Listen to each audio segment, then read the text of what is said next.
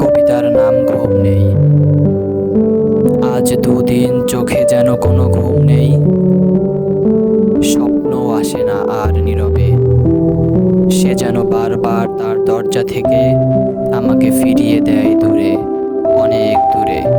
কত চেষ্টা করি একটুখানি তার দেখা পাওয়ার, কিন্তু কে জানে এখন সে কোথায় হারায়।